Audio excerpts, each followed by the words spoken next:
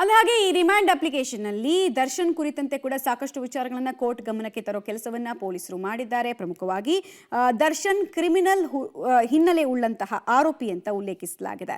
ಹಾಗಾದ್ರೆ ದರ್ಶನ್ ಕುರಿತಂತೆ ದರ್ಶನನ್ನ ಕಸ್ಟಡಿಗೆ ಪಡಿಬೇಕಾದ್ರೆ ಜಡ್ಜ್ಗೆ ಕನ್ವಿನ್ಸ್ ಮಾಡ್ಬೇಕಲ್ವಾ? ಸೊ ಅದನ್ನ ಏನೇನು ಹೇಳಿದ್ದಾರೆ ಅಂತ ನೋಡೋದಾದ್ರೆ, ದರ್ಶನ್ ಕ್ರಿಮಿನಲ್ ಹಿನ್ನೆಲೆ ಉಳ್ಳಂತಹ ಆರೋಪಿ ಅಂದ್ರೆ ಪದೇ ಪದೇ ಹಲವು ಕೇಸ್ಗಳಲ್ಲಿ ಈ ವ್ಯಕ್ತಿಯ ಹೆಸರು ಕೇಳಿ ಬಂದಿದೆ ಅನ್ನೋದನ್ನ ಕೋರ್ಟ್ ಗಮನಕ್ಕೆ ತಂದಿದ್ದಾರೆ. ಹಳೆ ಕಂಡಕ್ಟ್ಸ್ ಇದ್ವು ಅನ್ನೋದನ್ನ. A4 Raghavendra, A15 Karthik, A16 Keshavamurthy ಇವರೆಲ್ಲ ಕೂಡ ಕ್ರಿಮಿನಲ್ ಬ್ಯಾಕ್ಗ್ರೌಂಡ್ ಇದ್ದಂತಹ ಆರೋಪಿಗಳೇ ಆಗಿದ್ದಾರೆ ಅನ್ನೋದನ್ನ ಕೋರ್ಟ್ ಗಮನಕ್ಕೆ ತರಲಾಗಿದೆ. ಕೊಲೆ ಮಾಡಿ ಬೇರೆಯವರು ಶರಣಾಗುವಂತೆ ಮಾಡಿದ್ದಾರೆ ಅಂದ್ರೆ 30 ಲಕ್ಷ ಡೀಲಿಂಗು, ಸತ್ತ ವ್ಯಕ್ತಿಗೆ ಬೆಲೆ ಹಣ ಆತನ ತಲೆ ಮೇಲೆ ಕಟ್ಟುವಂತ ಕೆಲಸ ಮಾಡಿದ್ದಾರೆ ಅಂತ, ಗನಂದಾರಿ ಕೆಲಸ ಮಾಡಿದವರು ಇವರು ಅಂತ ಪೊಲೀಸರು ಕೋರ್ಟ್ ಗಮನಕ್ಕೆ ತರೋ ಪ್ರಯತ್ನ ಮಾಡಿದ್ದಾರೆ. ದರ್ಶನ್ ಇದಕ್ಕೆ ಹಣ ಹಾಗೂ ಪ್ರಭಾವವನ್ನು ಬಳಸಿದ್ದಾರೆ. ದರ್ಶನ್ಗೆ ಕ್ರಿಮಿನಲ್ ಹಿನ್ನೆಲೆ ಇದೆ, ಹೀಗಾಗಿ ಇನ್ನಷ್ಟು ಮಾಹಿತಿ ಕಕ್ಕಿಸಬೇಕು, ಹೀಗಾಗಿ ಇವರು ಬೇಕು ಅಂತ ರಿಮೈಂಡ್ ಅಪ್ಲಿಕೇಶನ್ ಅಲ್ಲಿ ಉಲ್ಲೇಖಿಸಿದ್ದಾರೆ.